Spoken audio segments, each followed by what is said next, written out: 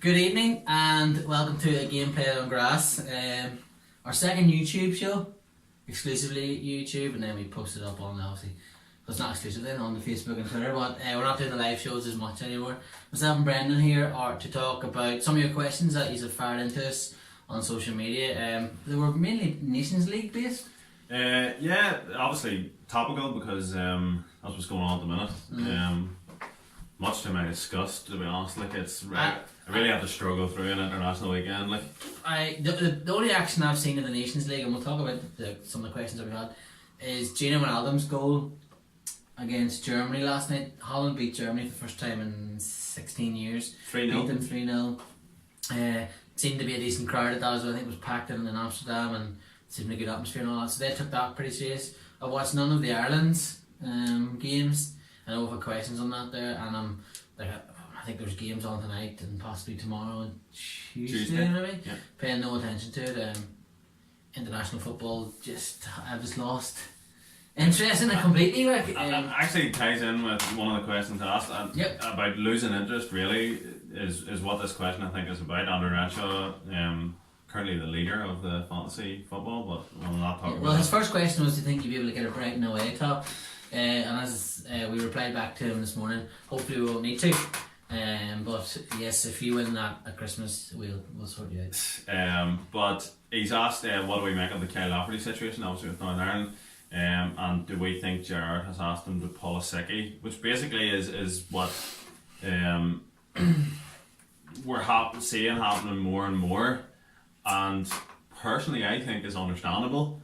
But do you think Lafferty really has an Achilles problem? And also, the real issue I think is how late he let the manager know. So 12 o'clock on a Sunday evening apparently is the time that he let Michael O'Neill know that he wasn't going to be available. And is it a case that Gerrard has sort of said in his ear, listen, we've important games coming up, still have Europa League games, there's a lot of games coming up for Rangers, and he's doing well at the minute, Kyle Lafferty. I think maybe we've seen it happen with a number of players, high profile players. It seems to happen to. I mean, we see. I just heard on the radio. I haven't seen any action, but the amount of players missing for Portugal, even against Scotland tonight. I mean, obviously Ronaldo's missing for different reasons, possibly Bernardo Silva, Andre Gomez. Yeah, Bernardo Silva went home. Andre Gomez thinks still injured. He hasn't played for Everton yet, has he? Not sure. Don't know, but just on the Kyle Lafferty thing, and just on that, there's every chance. We don't know. We weren't there behind the scenes at Rangers or anything, and we're not behind the scenes doing there either. So we don't know exactly what's going on. But there's a high possibility that's what happened. That Steven Gerrard has had a word in his ear and just said, "Listen, Kyle, we need you. We have a big stretch of games coming up here. The Scottish League's mad this year. Like it's a different teams leading it, and they possibly think that Rangers that they should have a chance to try and go for it this year as well as any team up there. So that's I mean there's 5 or 6 teams. Yeah. Jurgen Klopp said last week that it's such a pointless. More or less along the lines that it's such a the most pointless international competition or whatever exercise that there's ever been, and he's correct. My views on international football, I said them at the start of the show, I'm not a massive fan of it unless it's competitive. Well, the World Cup or the Euros or the Copa America. If I'm gonna get to stay up late and watch it if I'm not too tired, I'm not big into it at all. I think that's partly down to not really associate myself with either of the teams in this island that much. And not really caring that much whether they win or not. So I don't know. But and the whole thing is that with the Nations League that they've tried to make friendlies more competitive. Yeah. But it just hasn't worked that way. When teams don't take it seriously, fans aren't going to take it seriously. Therefore, it's going to seem as pointless as a friendly. I think you should. One of the things I'd do with it is I would get rid of the Nations League type thing, but so to speak. But I'd have a format sort of like that where the groups are broken down a bit smaller. Run off a tournament at the end of the season, say in between the World Cups or the Euros in that sort of way. And run it like a year before the Euros, say, and a year before the World Cup. Run off a qualifying tournament over, say, 4 to 6 weeks, and your teams all play each other, and then you go through. And that would mean then the likes of this 2 week break now and 2 week break about a month ago, and then probably the next one's going to come up. I think it's around February time maybe. Then there'll be one obviously in April. I think there's 4. I think it's 3 or 4. You'll get those 2 months probably back. Means your league season can end a little bit earlier then, do you know that sort of way? So you can end it, say the leagues can end and the European Cup can be won and whatever, even, I don't know, could possibly be middle of April, start of May, and then you have bang, get that tournament boxed off, and then you've no need to worry about this year because a club managers hate it obviously, like Liverpool, Mo Salah's picked up an injury there, so that's not great. I find these weeks where I don't watch the games, but I don't know if you're the same, but I'm more watching and waiting on the injury news coming through. And that's obviously why players maybe like Kyle Lafferty, not even that, you know, he's not injured. If he's a doubt in any way, say, you know, 70% fit, you know, Jared will probably play him in an important game in the Scottish League, but he doesn't want him to risk himself in a, you know, an international wherever. I don't even know where Northern Ireland were playing. Austria. Was it? They're playing Austria, yeah. So, you know, travelling all comes into it, the quick turnaround of games, 2 games in 3 days, 4 days, whatever it is. It's not even like the 2 weeks away from your club where you could be learning different things and working on different things as a club. All comes into it. Yeah. So from my personal standpoint, I think that it's fair enough. I think as well, like, one of the other questions was on Twitter by Darnell, Lex Darnell. That first one was obviously from Andrew Renshaw. And it was about the Republic of Ireland and what way it's going, and is it our fans being turned off? Yeah, he's asked what's wrong with the Republic of Ireland team? Are the players good enough? And is there talent coming through, or is it a management issue?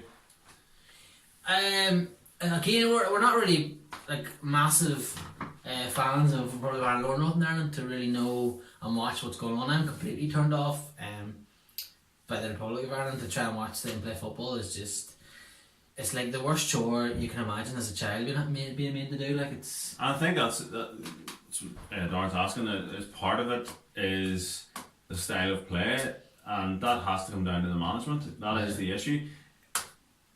Look, for example, and it's not often I use England as a shining light of an example, but look at what England are doing compared to what Ireland are doing.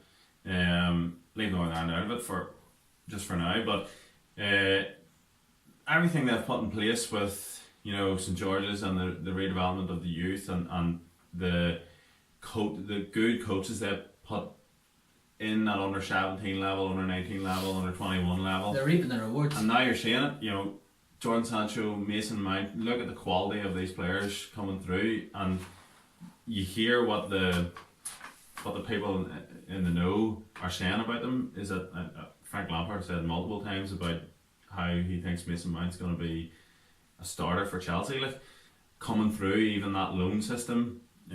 He thinks he'll make it through that, you know, notoriously difficult system to get through at Chelsea.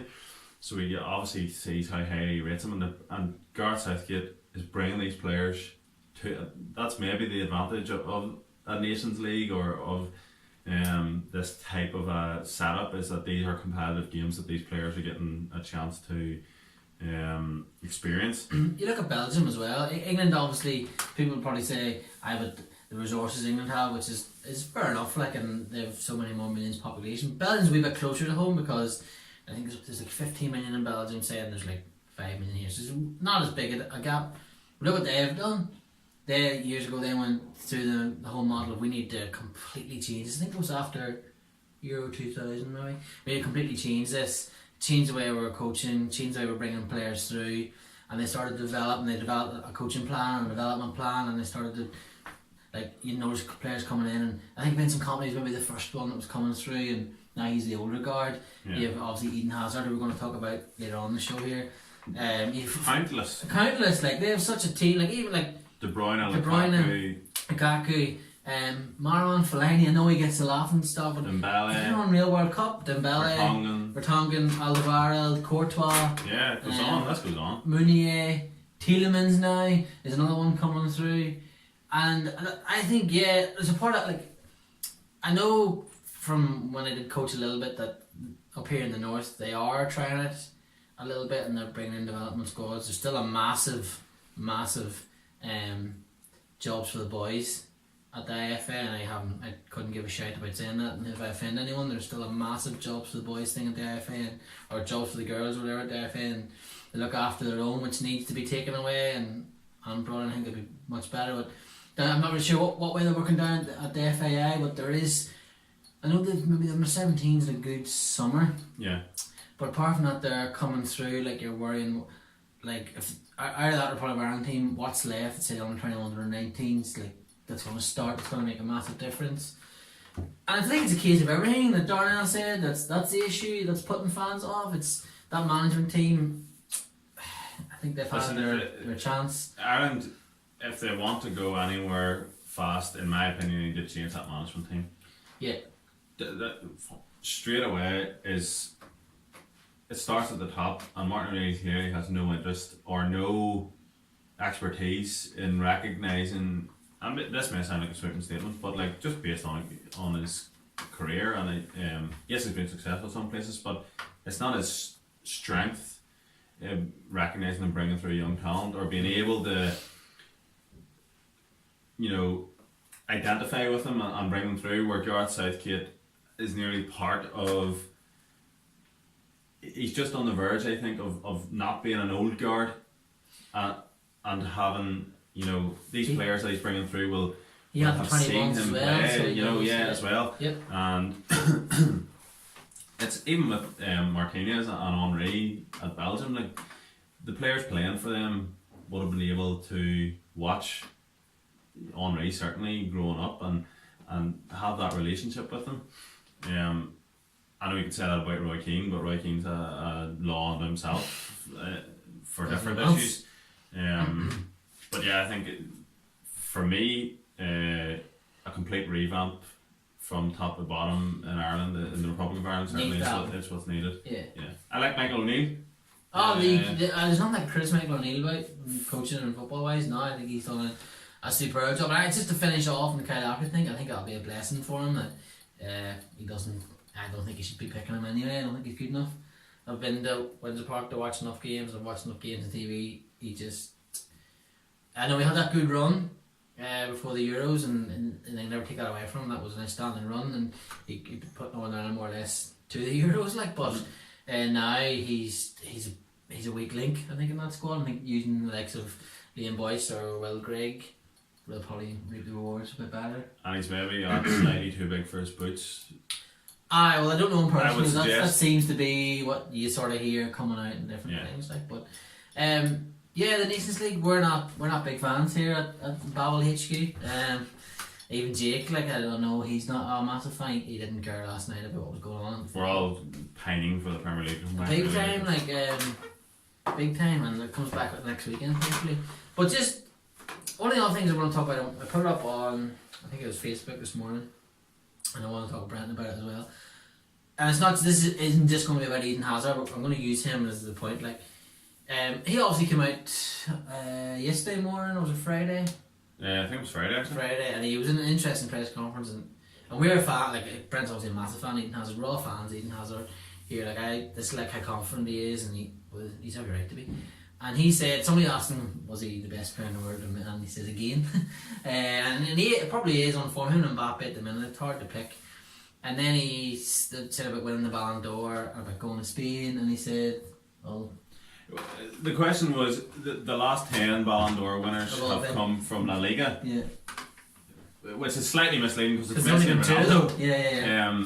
But it sounds like, even the way that question's phrased is slightly leaning. Yeah. But they got the answer out of him that they wanted with the question, so that was fair enough, which was,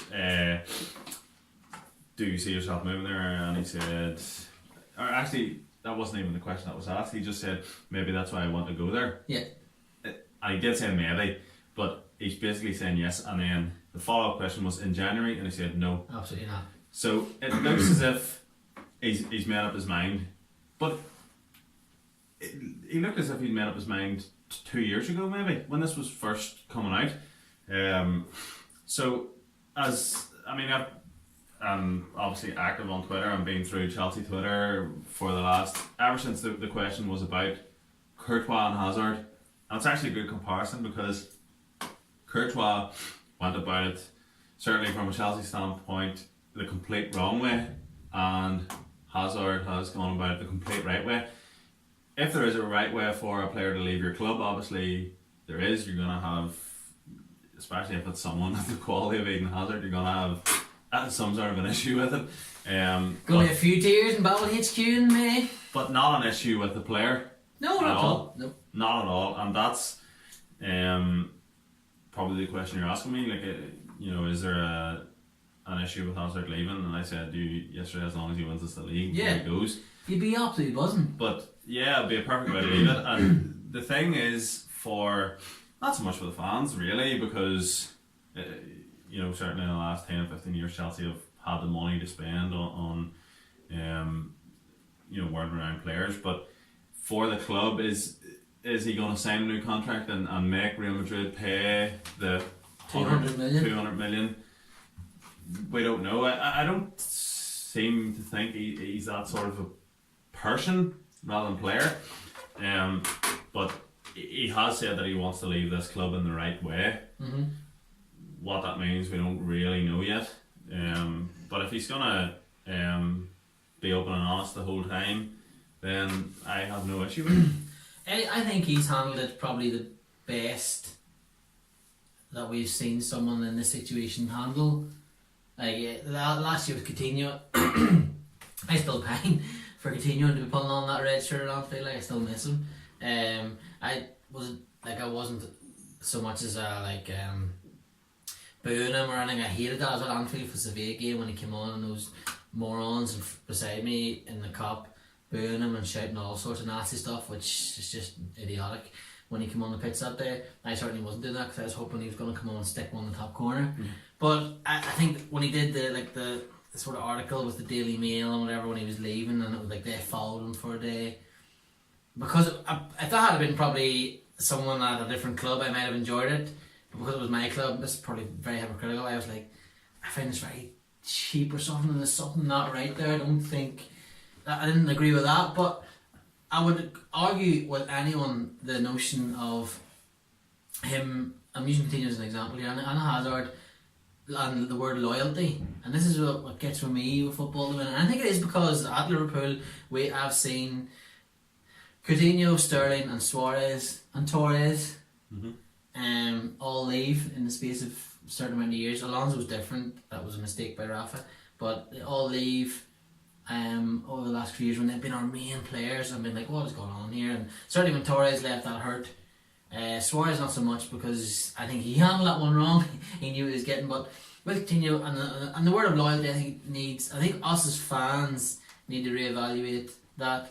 It's alright for me and you to say, I'm going to play for Liverpool, I'm going to play for Chelsea the day I die. I'm blue and I'm red through and through or whatever. But you can't, if you expect someone from Belgium, someone from Brazil, someone from Japan, wherever, to come over here to England or whatever in Ireland to play for your club, and all of a sudden be like, this is my lifelong dream. That's not going to happen. I think my drastic way of changing things, I don't like transfer prices. I don't like players being bought. I think it's gone to a point now, certainly with Neymar, which is a farce altogether. It's gone too high now. Yeah, the bubble's gonna burst at some point, and there's gonna be some sort of a change has to happen. I think, and it might be because I watch far too much American sports, but I like the thing of you sign a contract, you're with that team for 2 years, coming up to the end of your contract, you have a decision: either you go into free agency, or you sign on a game with that team and you get paid your money, or you go to free agency and you get paid your money there, and the team pays you instead of paying the other team for your service. And that sort of way, I think it takes that out. It'll not be his money then. It's just interesting, but I wanted to see, you're obviously not annoyed at all in the Hazard situation, because I'm not annoyed at Hazard. I can't be. He's been so genuinely nice about it. Like, he's a nice guy, and he has said, I think as part of that press conference or as part of a interview done, I think with a Dutch paper recently, he quoted as saying, "You can't have an argument with me. You know, it's impossible to have an argument with me." I think he said, because he's so laid back, and everyone has said that with him. You know, the managers he's had, he just wants, and sorry, he said he just wants to enjoy his football, and that's why he's playing so well at the minute, is because I'm letting him enjoy his football. And another interesting thing he said was about Mourinho. Yeah, I was waiting to see if you were going to bring it up. I didn't want to bring it up. But no, I think it's fair enough, because he's it was one of the main points of the article. He said that he regrets the last 6 months under Mourinho, and he says partly his fault. The players asked after the title when they asked for further time off, and he said he was unfit when he came back personally himself, and that if he had an opportunity to play under a manager he's previously played under, he would play under Mourinho. Because say Conte really enjoyed that comment. Probably not. Salt in that, like. But there was a comparison. Conte wasn't mentioned by name, but he said that Mourinho isn't as defensive a coach as some people think. He said we played some beautiful free-flowing football in the title-winning season. So he obviously doesn't hold that against him, and the whole issue, and I've said it on here before about Hazard not liking playing under Mourinho because he wants him to track back all the time. Obviously it wasn't an issue for Hazard, otherwise he would have said it. So that slightly worries me, not worries me, but it makes me think, where is he going to play under Mourinho? If he went to Manchester United, how would you take that? That's differently. Yeah. He's spoken for about 5 years of his dream move to Real Madrid. Yep. And if he goes to Real Madrid in the summer, fair enough. It's been your lifelong dream. I'm not going to take that away from you. No Chelsea fan that I really know would sort of feel hard done by that or anything. But if they then turn around and went to, not discounting the fact that they're an immediate rival, an immediate opponent,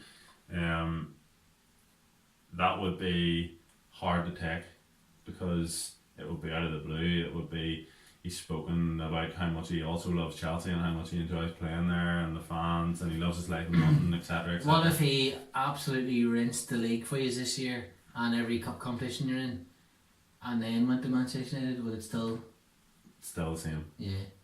See, that's interesting, like, because I know people are probably watching this, and I hope you do comment back to this, will probably say that, like me talking about loyalty and stuff, and that's nonsense. You play for the shirt, and that's fair enough. And the difference is, if a player, if Eden Hazard down tools this year, right, completely down tools now, I mean, just dropped off the face of the earth football wise, and it's like a Mesut every week, have that cheek, and went to Real Madrid, then how would you take that? That, see, because Coutinho didn't. Coutinho had, that's why I miss him.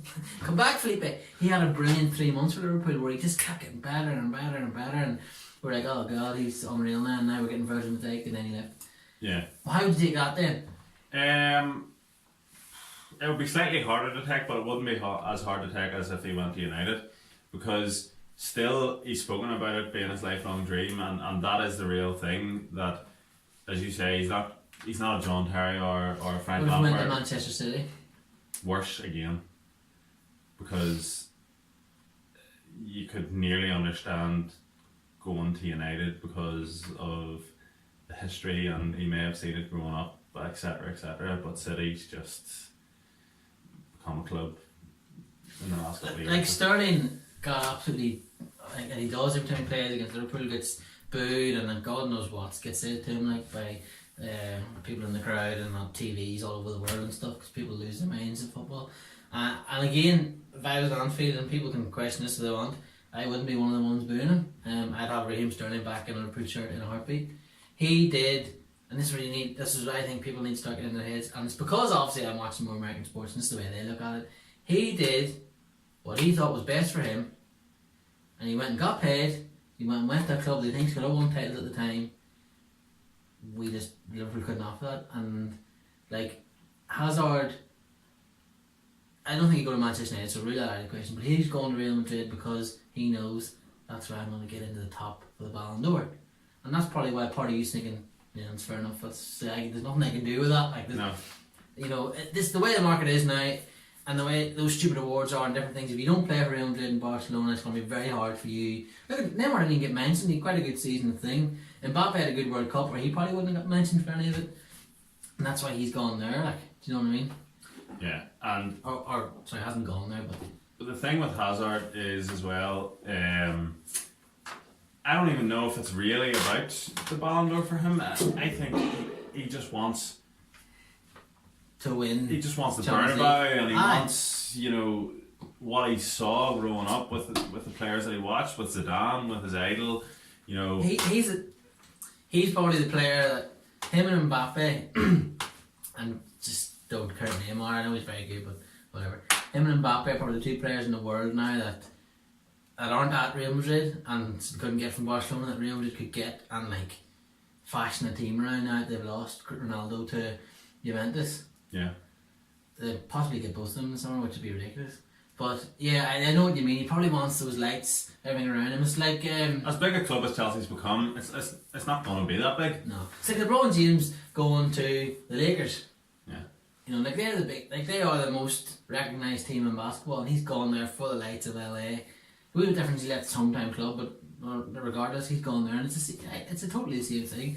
I don't envy it. I know, like in a year or two time, we're probably going to lose one of our players, Liverpool. I hope it's not Virgil van Dijk, but you know, if he keeps going the way he's going, to use him as an example, Barcelona could be like, well, Piqué is sort of unfinished a wee bit now, but we really could do with someone beside him, Titi, that can pass the ball like a midfielder. Oh, they're Virgil van Dijk, Liverpool, and we have become their feeder club, unfortunately, and that thing's going to happen. I know that's going to happen. I think as Premier League fans, we sort of have to, even Manchester United fans, I know it's hard for you to take, sort of have to accept. Listen, they saw it with Ronaldo.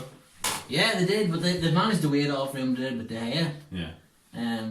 But yeah, it's interesting. I'd be really interesting, and not for you. Like I know you want to keep him, and I would like to see him in the Premier League, even though he does torture us.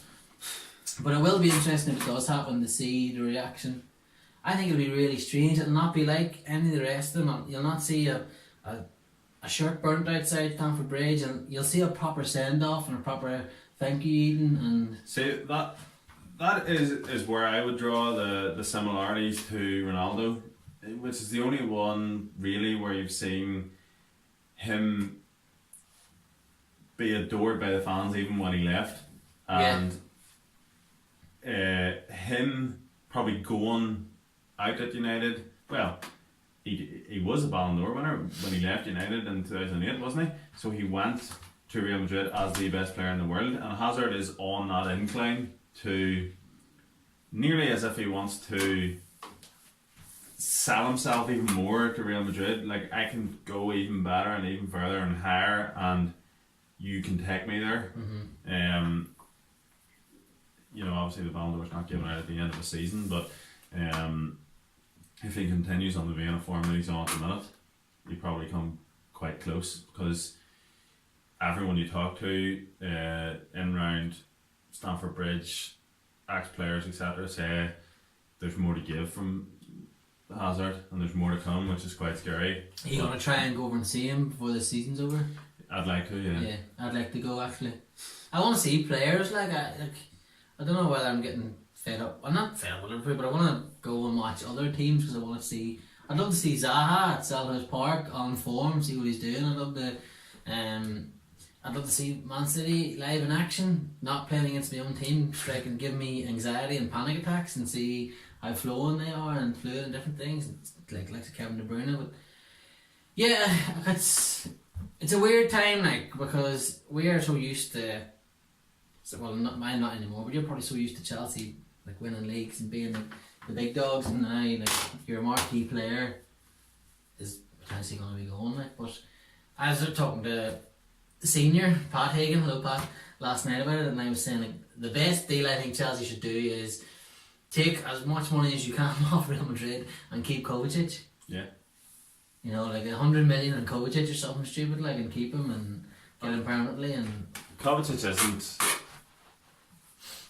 I mean this in the nicest way possible towards him, because I've rated him since he's come, but he's not really a Real Madrid player in terms of commercially. no. He doesn't do what Hazard does, or what Bale does, or what Isco or And they have enough Asensio of those do. players. They have Casemiro Yeah. and the boys at the back. Even Toni Kroos is very good, obviously, but he's not commercially. He's not like Gareth Bale or Toni Kroos. You know, that's Eden Hazard, Toni Kroos. You know, that sort of way. So. And I think Kovacic, if he continues the way he's playing, I'm sorry, he'll want to stay Yeah. at Chelsea. They give you a brilliant bargain, a brilliant deal to keep him. But that's like. We'll see what happens. Hazard could change his mind. Could do. You could win the league and you're going, no, I want to stay here actually. You won't win the league, unfortunately. You will come third behind Manchester City at second, Liverpool obviously first. But that's really it for this week. It's sort of, as I said, Nations League quiet week. Next week we'll be back Sunday night. This will goes up on a Monday obviously, and we'll have Premier League action. So Chelsea United. Chelsea Manchester United next Saturday. Hazard v Mourinho. Yeah, that'll be interesting. Manchester United defence that, like, I would like to play against at the minute. So Unless Mourinho has, worked some masterclass over these past couple of weeks, which I wouldn't put past him. If he prepared. Remember when last year, like, Liverpool came steaming into Old Trafford, like all guns blazing, and I was like, we're gonna do Manchester United at Old Trafford. Nope, completely bamboozled Liverpool so simply with like the way he attacked with the long diagonal balls, and Trent Alexander-Arnold got up and was getting tortured.